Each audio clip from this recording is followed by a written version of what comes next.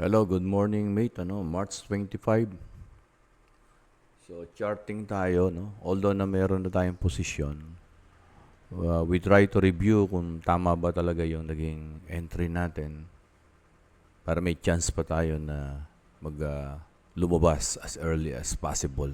Kasi pwedeng mali yung naging pasok natin.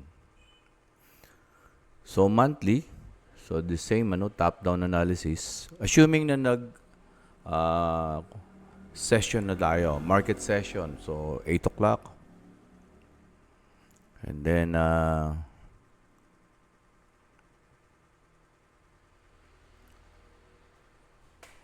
assuming na nag-COT na rin tayo dahil yung COT naman ang COT talaga is ina-analyze yan by Saturday and Sunday. So yung tinatawag na weekly planning. And then daily, nire-review mo na lang ng konti, no? So you try to remember ano yung weekly bias ng COT. Then fundamentals, Fundamentals, yes. Importante yan. Every morning, So dito, Iran does not accept a ceasefire entering this fight with a party that has violated, So, ang impact na ito sa oil is the same thing, Other countries will look for an alternative supplier ng oil.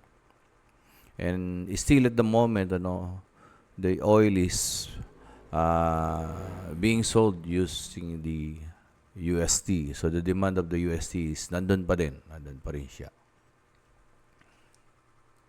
And then we go to charting. Charting, we always start from the monthly for top-down analysis to identify the support and resistance. To review, asan na ba yung price? So ito na yung price, bumalik siya uli, sa malapit sa monthly support. And then this is the monthly resistance, malayo, But again, binutas na to at bumalik uli. So, maaaring ito ay mag-hold, maaaring hindi. Tingnan natin mamaya sa lower time frame. So, that is our support and resistance. And sabay na rin natin yung price action. Then we go down weekly.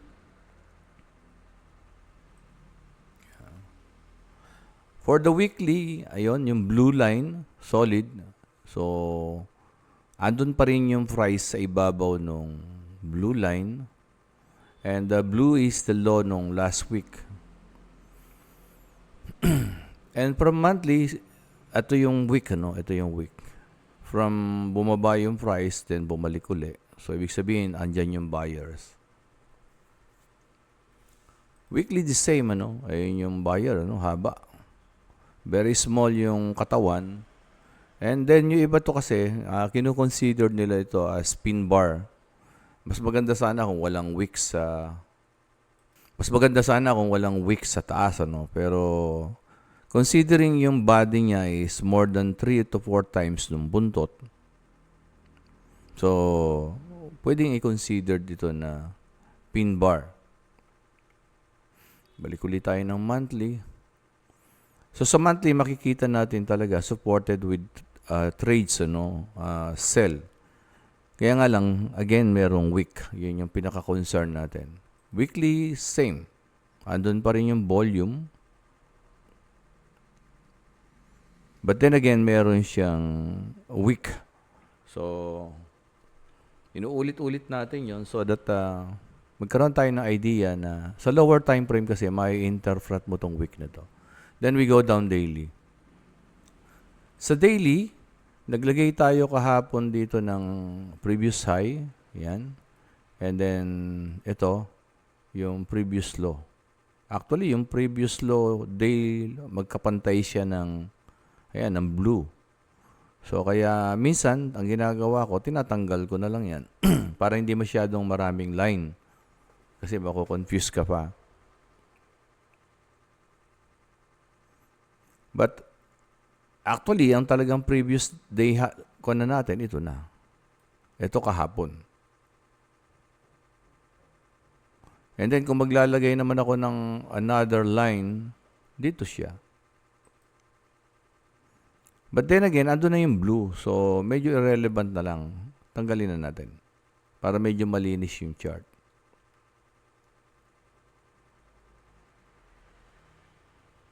So, dito na pumasok yung, yan, yung volume nung buyer. But then again, makikita nyo na ito, yung volume nung pagbaba na to, ito siya. And then the volume na itong correction na to is mababa yung green. Although na may volume, pero compared do sa volume na ito, kaya nga, posible ito ay correction lang nitong bagsak na to. Balik tayo na weekly. Sa weekly, makikita nyo yung buntot na to sa taas. Ito ngayon yung ito. Ibig sabihin, tinry ng buyer, pero wala nang pumapatol. Kumbaga wala nang gustong bumili. And kaya bumaba na siya. Mababa ulit. So, kung walang gustong bumili, the price, bababa yan. O, para ka nagbebenta sa balengke, ito, 10 piso, walang gustong bumili ng 10. Ang gagawin mo 5. So, ganun din yung nangyayari dito. Kaya bumaba yung volume. No one is, di nasuportahan yung pag-angat.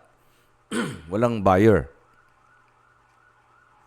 So, dito sa weekly, kinonsern natin itong dalawang buntot na to. Pero nung bumaba tayo ng daily, nakita natin the present week ito. Hindi yung buntot sa baba. Ito yung mas present. So, dito tayo nakapokus ngayon dito sa present na to. So, although green yung katawan, makikita nyo yung buntot sa taas is a rejection with low volume. Ayan. Yeah, although na merong, ito yung stochastic. So, looking at the RSI, stochastic will tell you parang aangat siya. But the RSI is telling you that, okay, bearish yung market. Bakit? Tingnan nyo yung yellow line as moving average. Yung RSI is below that yellow line. Signifies that the price is bearish at the moment. Ano? So, balik tayo sa price action. So, ibig sabihin, ang bias ng market on a daily basis is bullish. Bearish dahil doon sa buntot na yon. Then, 4 hours. 4 hours, ito yung buntot. Ito yung buntot. Yung pagbaba na ito yung nag-create ng buntot. And then, kanina, paggising, ito na yung candlestick.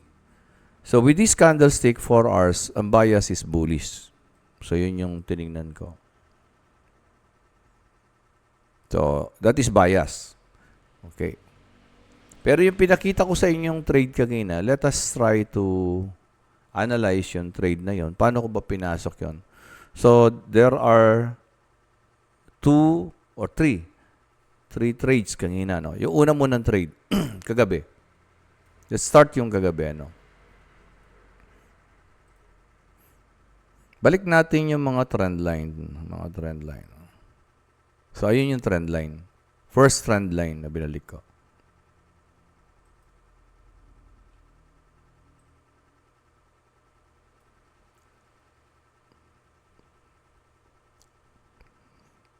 Kung mapapansin nyo kagabi, hirap na talaga siyang umakyat. Ayan, merong high. Ayan.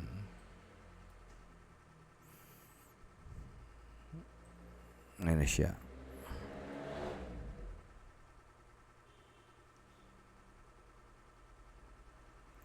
And then, ito yung halos dito lang siya naglalaro. Sabihin na natin wala pa to. Hindi naman ako pumasok dyan eh. Dito ako pumasok nung nandito pa lang.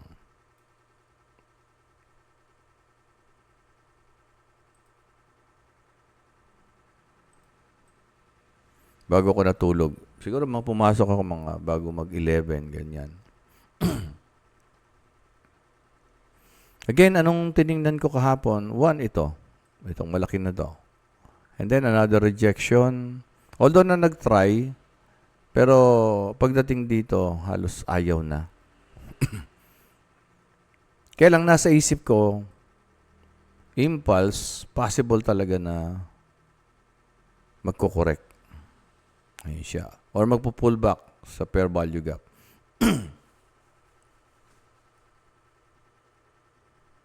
So, yun yung nasa isip ko. Anong gagawin ko? Sabi ko, either mag-enter ako, paano kung tumaas? So, nilagyan ko siya ng fire extinguisher sa taas. Ibig sabihin, if mag-reverse yung market, kahit tulog ako, may pending order ako dito sa taas. So, nag-set ako ng pending order dito. Yan. Tapos, stop loss dito. Kung tataas at natutulog ako, may trade ako. Kung babagsak, nag-enter ako dito, may stop loss ako dito. Kasi, mas malaki yung bias ko na babagsak yung market. Kasi, kung ito sana aangat, somehow ito, medyo binutas na niya. Yan. Then, I look for a formation ng candlestick na nagbibigay ng idea na talagang tataas siya. Sana yung may wick na malalaki sa ilalim, pero wala or malalaking green. Pero dito, titignan mo, nung bandang yung bandang late na, unti-unti nang nagbibigay ng idea. Ayan.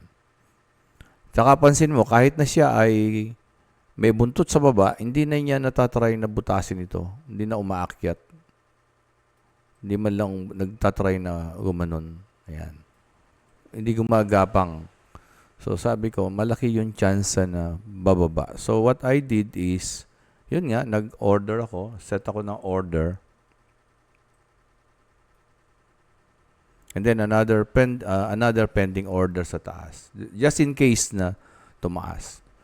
And, fortunately, bumaba yung market.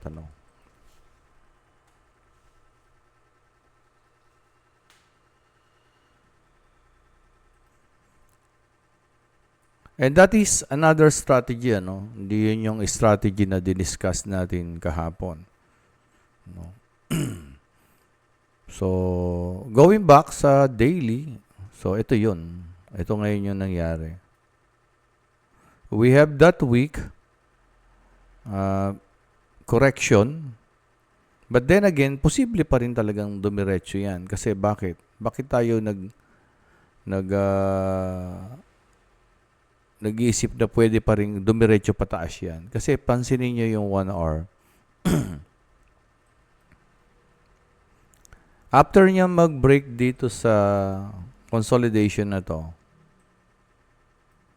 so ito, tingnan nyo to halos. Yung distance na ito, halos iisa.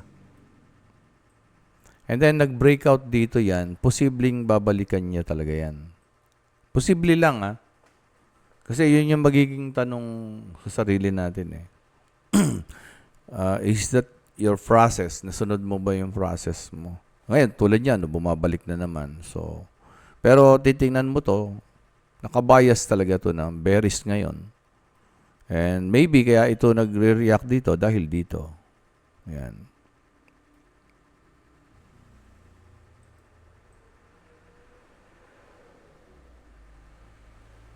But then if your plan is baka makakaabot dito, so yun yung magiging tanong mo sa sarili mo, out ba ako?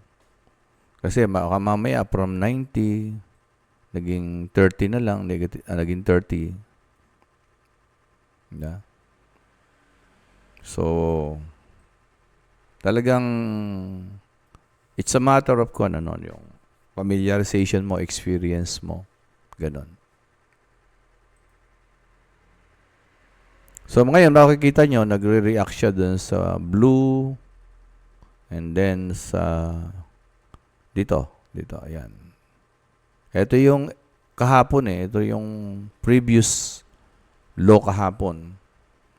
And chances are liquidity sweep niya yan. Pwede. And then, babalik dito. Babalik somewhere dito to create another lower high. Still, nakikita ko na baka bumagsak dito. Kaya lang, I'm thinking na pagdating dito at nagkaroon ng pullback, baka lumabas muna ako para secure na yung profit. So, you have planned to enter and you have planned to exit TP1, ano. And then, wait for the pullback. Kaya lang, this is the 1 hour pullback, ano. What will happen? Pag bumalik dito yan, doon napapasok yung pagdating dito, o kung saan man dito. Kasi, pwede pa rin yan umakyat dito. Pwede pa rin yan. Dito, pwede rin pa rin yan. Antay ka if there is 1 hour confirmation and if there is a rejection. Dito yan o dito kung saan man. Kung magkaroon ng 1 hour, then baba ka ng 15 minutes, doon ka magantay uli ng another rejection, another 15 minutes. Kung meron man, especially the 15 minutes na talagang solid na bearish, doon ka mag-try, mag-enter.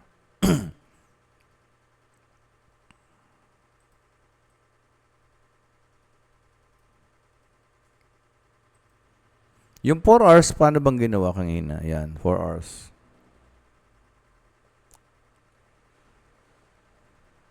So, ito yung 4 hours kanina. So, nung mag-pull back, dito nag-enter ako dito. Pero papansin niyo, ayan na naman, no? Kanina, red na yan. Ayan na naman. So, anything is possible. Ang tanong lang naman is, nasunod mo ba yung... Pwede pa rin matalo to. Ang tanong lang naman, nasunod mo ba yung proseso mo doon sa trade na yan? Para kung ano man, may basihan ka doon sa trade mo. Kasi baka mamaya, tulad doon, bumalik, in-adjust na kagad yung stop loss. Stop out na. Bandang huli, wala din. Break even. Minsan, iisipin natin, okay, break even. Okay naman talaga kung break even. Walang talo sa pera, pero yung setup, what if, after niyang bumalik uli for the second time na balik niya, tsaka pa lang siya dumiretso. Whether manalo o matalo itong trade na to, nasunod mo ba yung proseso? Kung nasunod mo, it's a good trade pa din. Kasi wala naman talagang sigurado kung didiretso o babalik. Kaya lang, this is 4 hours. When you say 4 hours, ang laki ng pips niyan. Yan. For a smaller capital, medyo nagiging challenge ito. Kasi bakit? Tingnan nyo. 720 pips kaagad or 7,201 points. Kahit sa 0.01 yan, that is $72 kaagad. Medyo masakit, sabi nga.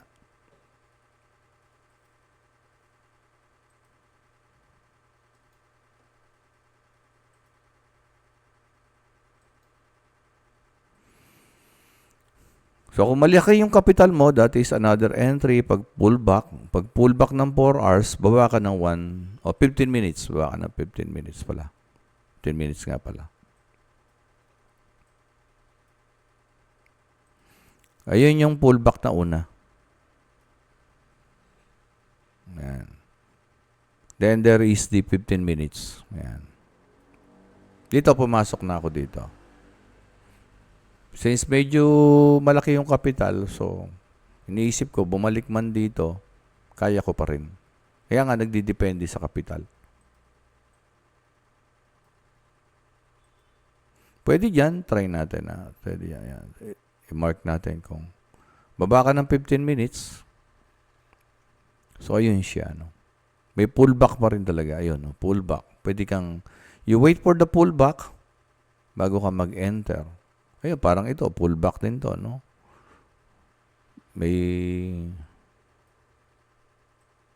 Yun. Tapos, mayroong confirmation. Diba? Ito, mga ganito, di ba? Bullish. Bearish engulfing. Ito naman, bearish harami. Medyo ito alanganin, pero signal pa rin yun. Candlestick formation pa rin yun. And tingnan nyo ngayon, no, di ba, nagpo-pullback. So, pullback siya.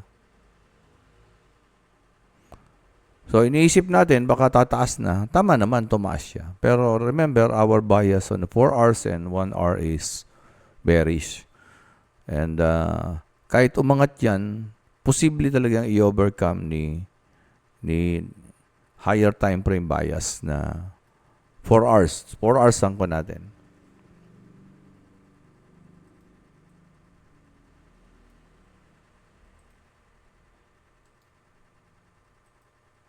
So, balik tayo ng 1 hour. Yan. Since ito, kinuha ko yung bias dito kanina sa 4 hours. Anything from the 4 hours is just a pullback. Di ba? So, ito, since nakapasok na ako kanina pa, ito, pullback na lang ito. Lumalabas, pullback. Ayan, o. High ng 1 hour, low ng 1 hour, possible liquidity sweep niya yan. Since ang bias ay bearish, possible pwedeng bumalik uli pababa. Until ito dito, ayan. Possible niya liquidity sweep yan. Bakit? Because when the price is approaching the support, everyone or most of the traders na hindi masyadong mentor o nag-guide, they are buying and then they set their stop loss below the support. And then what will happen? Magkakaroon muna ng consolidation. Then may mga pagbagsak, ayan, hanggang malito yung market, yung mga traders. Until makikita mo dito sa dulo, after the consolidation, ayan, minsan ganyan, triangle, sideways, minsan naman pababa, minsan pababa na ganun, ayan. Di ba meron tayong trade na pababang ganyan, tapos nung lumabas, nag-scalping, diba? Tapos bumagsak uli. O kaya naman, since yan ay, ang market ngayon ay bumababa, yan, bumababa siya, diba? Pwedeng yan ay, ang ipakita niyan is pag ganun. So, habang bumababa yan, medyo humihina yung seller. Although na pumipigil yung buyer, humihina yung buyer dito. Lumalakas yung seller. Kasi, isipin nyo, yung buyer na iangat niya rito, tapos bumaba. So yung lakas ng seller, yun pa din. Si buyer nag-try na naman, pero hanggang dito na lang. Si seller binaba, so hanggang dito pa rin niya na ibaba. Ibig sabihin, ganun ini-interpret yung kan. Then umakyat ulit, si buyer hanggang dito na lang. Hanggang dito, ganyan. So, hanggang sa bandang huli, hindi na maikiakyat ni buyer, pero si seller steady na dito. Hino-hold niya na yung posisyon. So, pag lumabas yan sa baba, posible na dumiretso to sa ilalim. Pero the moment na lumabas ito, so posible naman ito na mag-liquidity sweep or pwede rin na maghintay ka dito pagbalik. Yan, for a correction. Posible lahat yan.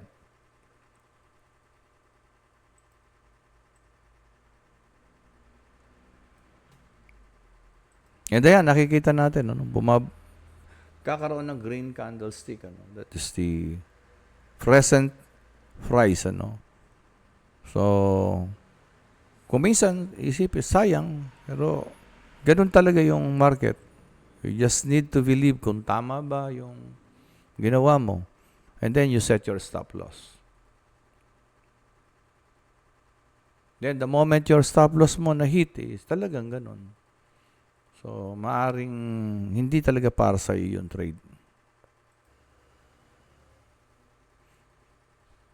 No. Kasi what happened? Ano nangyari? Diba? Ito. Ayan. So, nagre-react siya rito. Mas likely dito. Ayan. Pwede balikan natin yung 4 hours. Ayan, yung 4 hours. Ayan. 4 hours. Kung titingnan natin yung 4 hours, ito pa rin yung 4 hours. Bias ito pa rin. So, nasa equilibrium siya ngayon ng 4 hours or 50%. And titingnan natin yung stochastic. If we are going to look at the stochastic, medyo pointing downward siya. RSI, may pagka-bullish siya. Ayan, bullish. Pero naglumalapit siya sa brown. So, we don't know if pwedeng i-cross niya o pwedeng mag-bounce siya pataas. But then again, anything is possible. Kaya we need to wait. But at the moment, nandun pa rin siya sa equilibrium. So, within the 50%, so, may pagka-bearish pa din yan. So, let's say, dito yung stop loss yan. Andito yung stop loss. Talagang tinamaan. So, talagang ganun. You have to accept yung mga losses din as part of being a trader. So, next time ulit. Sabi nga, Ayan. But what if pagdating dito, bumaba? We don't know. What if talagang dumiretso? Accept your losses again.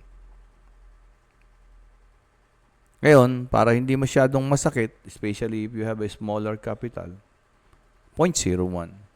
0.01 lang muna. And then, wag mong pasukin yung 4 hours, 1 hour, 15 minutes. You go for a 15 minutes, 1 minute. So, yun yung pinaka-ideal. 1 minute for a lower capital. Yan. Kaya lang, if you get your bias from the 4 hours, on 1 hour, for example na lang, 1 hour. Ngayon, hindi ka napapasok dito. Kasi, eto na siya eh. Na-violate na yung 1 hour natin eh. No? Kaya lang, kung titingin ka sa daily, let's say daily, yan. Hindi pa naman tapos yung daily. Kaya hindi natin masabi na ito ay bullish bias na. Pag titingin ka ng 1 hour, yan. Kung sakaling ito ay mag-close strong, pwedeng sabihin na ito ay bullish bias. Pwede kang mag-enter dito, but limit your TP dito isa, and dalawa, parang ganon. Ito, the most ito. Second, ito pala ito. Pwede yan. Kaya lang, ako kasi, nakikita ko yung 4 hours. Nakikita ko 4 hours, this is a correction ng 4 hours. And within the equilibrium or 50 ng 4 hours. So, medyo siguro nakakalito, pero it's a combination kasi, Hindi naman pwedeng iisa lang yung tinitingnan natin. Then, 1 hour, para sa akin, pagka 1 hour, wait kung mag-close ng strong, yung walang buntot sa taas. And then, wait for the pullback before mag-buy. And then, look for a nearest swing high. No.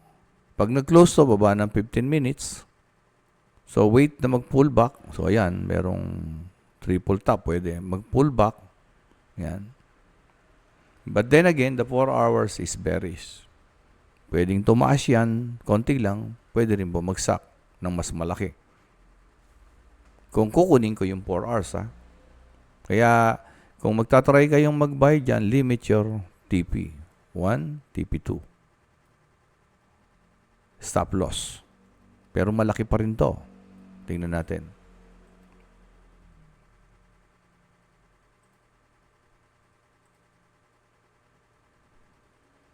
$373, laki pa rin, di ba? So, ayan, nag-close yung 1 hour ng strong. Strong kasi nga, halos walang buntot, Wala nga buntot yata. Then you go down 1 minute. Ayan. 1 hour ba yun o 15 minutes? 15 pala, sorry, 15. 1 hour, wala pa. 40 minutes pa yung natitira. Pero sa 15 minutes, ibig sabihin, this is the first 15 minutes. We don't know if it will close strong on the 1 hour. 15 minutes nga pala to, sorry. So, nag-close yung 15 minutes na 1 hour. Now, you go down 1 minute. You wait for the pullback. So, let's say 15 minutes, sige. Lagyan natin ng box yung 15 minutes. Ayan. Lagyan natin ng box. Yan. Then we go down 1 minute. Anong gagawin? You can wait for, ayan o, di ba? Meron na siyang ganyan. You can wait for the pullback dito. O even dito, if mag-hold, hindi siya mabutas. Kung mag-hold, pwede kang mag-enter TP dito. SL dito. Kung mabutas naman, so umayo na naman siya dun sa tinatawag nating 4 hours bias. So kung ganyan yung magiging trade mo, for example, yan, ganyan. Let's say lang, targeting per value gap.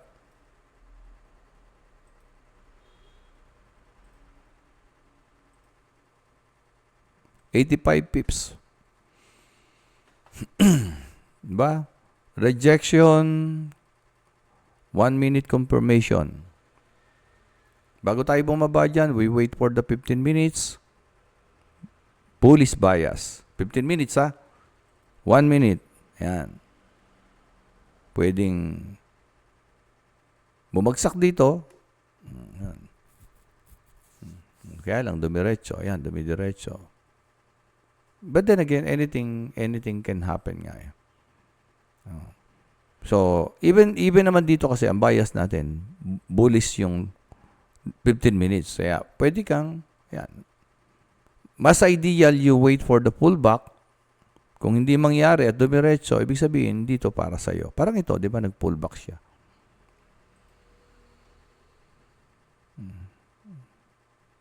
Ito yung unang 15 minutes. Yan, di ba? 15 minutes is 1, 2, 3. 1, 2, 3. 1, 2, 3. O, di ba? So, yan, biglang bumaba. Di ba? O, tumaas, tapos bumaba. So, you wait for the pullback. Possible dito, or pwede rin butasin since yung 4 hours nga is bearish. So, I think, I know nakakalito sa una, pero yun talaga yung sistema. Hanggang sa magkaroon kayo ng kwan.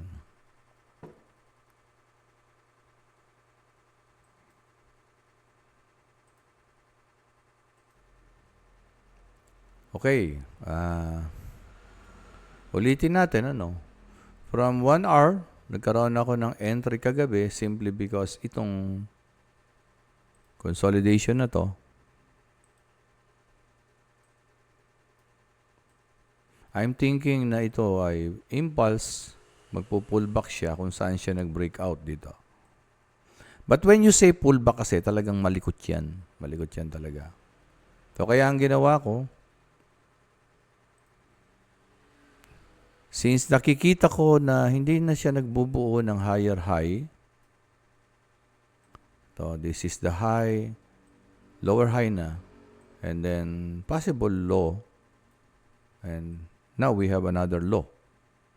And pagdating dito, ayan, hindi man lang siya gumagapang pataas na nag-a-attempt umakyat. So wala na. Sabi ko, trade ako dito, stop loss dito, and then pending order dito para kung mag-reverse ng natutulog ako, may trade ako. So we call it fire extinguisher, Yan yung pinapaliwanag ni Mate Aldrin. So that is one strategy. And then paggising ko, andito na yung price sa baba. So paggising ko, hindi man ako bumangon kaagad. Tininan ko lang siya. Pagtingin ko 4 hours, sabi ko, bearish bias. So tulog uli ako. Bearish bias. So I wait for the price to pull back. Nag-pull back siya. Yan. 15 minutes, nag-pull back.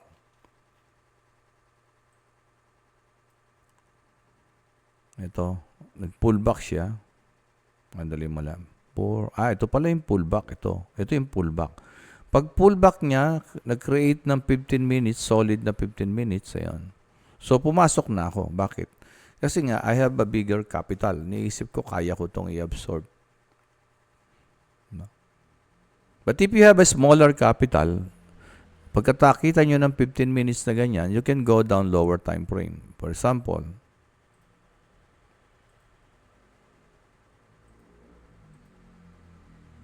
1 minute. So, hanapin natin yung mark na yun. Yun. So, nabuo yung 1. Ayun, nabuo. Pwede kang mag-enter sa pullback. Pwede. O ito, pwede. Pullback din ito. Ito. Ayan.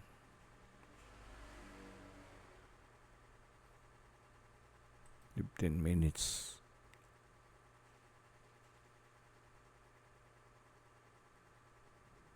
Five. Tingnan niya natin. Ayun, 5. Ayun na pala yung pullback. Ayun, no? Ayun yung pullback. Yung kadikit kaagad. Ayan. Yung kadikit kaagad. Nag-pullback na kaagad. Ito. Ito na kaagad. Yan, no? Diba? Dumiretso na. So, kung i-measure natin yan, so, 200 pips na yan kaagad. No? So, yung ganun yung gawin nyo pag maliit ang kapital nyo, you have to, kailangan talagang matutuhan how to enter smaller time frame, 1 minute time frame para kahit pa paano, maproteksyonan nyo yung kapital nyo. So, let us say, nag-enter ka dito, yan. Stop loss mo doon. Ayun, meron ka stop loss na 70 pips. 70 pips, so that is $7. Tapos, limit your TP. Kasi 1 minute lang eh. Kasi anytime, pwede pa rin mag-pullback yan. Tulad nito, pullback. Sa akin kasi, let's say, nandito yung stop loss ko. So, lumaro yan, walang masyadong problema. No? And, tingnan natin sa 15 minutes. So, diba? Ayan, no? Nagpo-pullback na naman siya. Ito kasing pullback na to, pwedeng sabihin mag-hold yung lower time frame na fair value gap. For example, ito. Pwedeng mag-hold ito. Pwede rin hindi. Kasi nga, bakit? 4 hours is bearish. And this movement now is a pullback nung 4 hours na to. And even daily, ano yung daily? Di ba? Not yung ngayon, yung previous, ito. Posibleng ito ngayon ay nagko-correction. Diba? Or posible rin dumiretso. Anything is possible, sabi nga. Yan.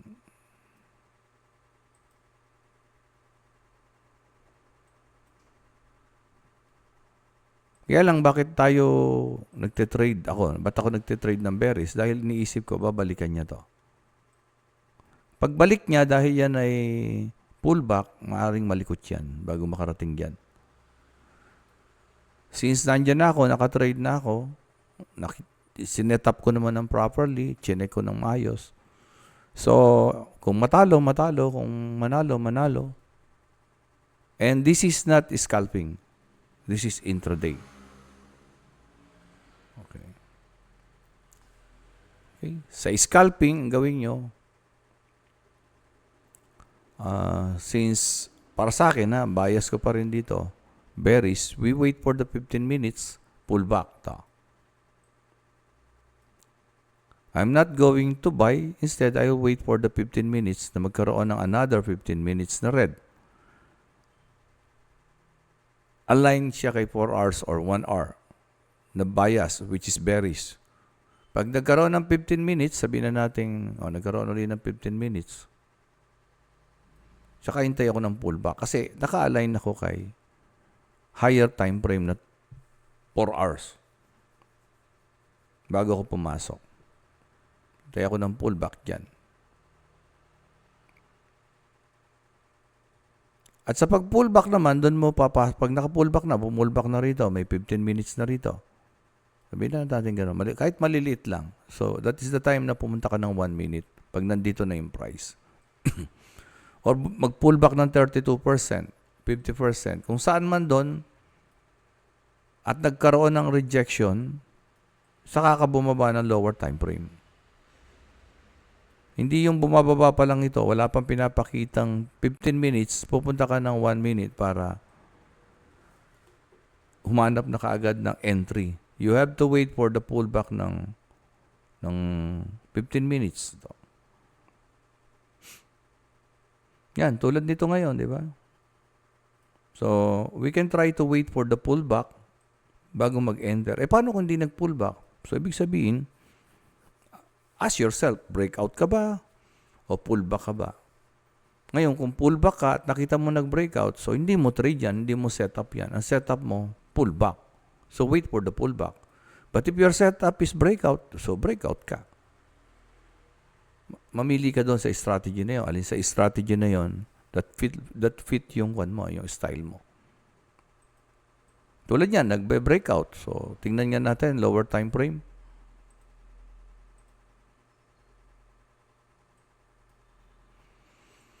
Yan, dyan na papasok ngayon yung natin ng 1 minute. O, ano yung pinapakita ng 1 minute, di ba? Rejection, confirmation, parang pullback. Another try, bumaba. Another, pwedeng ito ngayon. Kung mag-hold yan, kasi mapapansin nyo, medyo bumababa yung high. So we don't know. Kung breakout ka, di ba? And then look at the volume again. Volume pala yan. Medyo hindi pa ganun kakon yung volume. Hindi suportado kung aakit siya.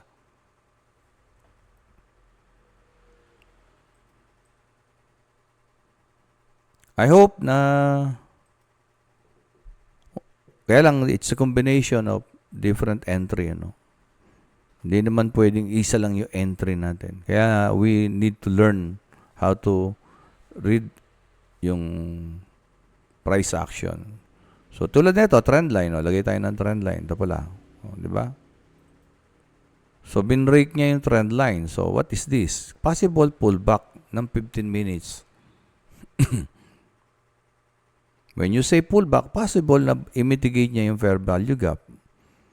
And when fair value gap is binutas, pwedeng hintayin natin dito. Pag binutas pa rin dito, ibig sabihin, align pa rin siya sa higher time frame na kinuha ko, 4 hours, which is bearish. Okay? Ulit-ulitin nyo lang yung video.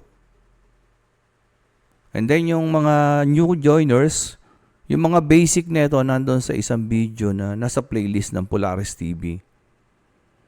Kasi kung nagsusum tayo, 7:30, at 7:30 lang yung ina-attend nyo, magtatagal yung learning process nyo. I suggest you go dun sa Polaris TV, nandun sa GC natin, pinopost yun, o kaya nakapin messages.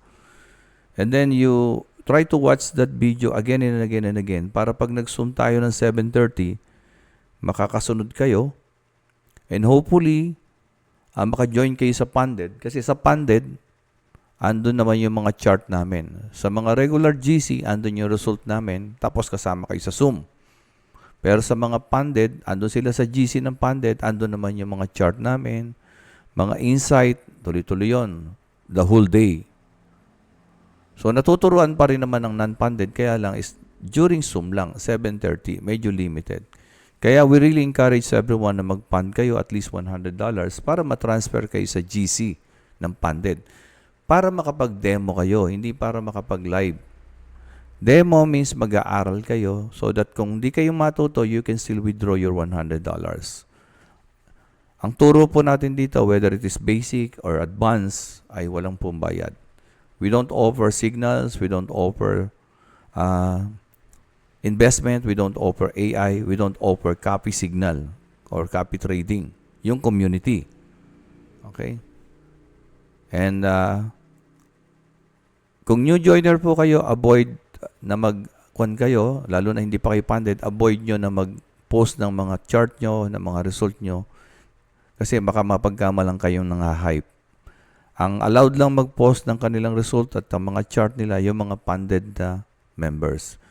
Sana maintindihan nyo po kung bakit iniingatan lang natin na magkaroon ng may mga scammers, ganun. Pinipilter din natin yung members. And thank you very much, everyone.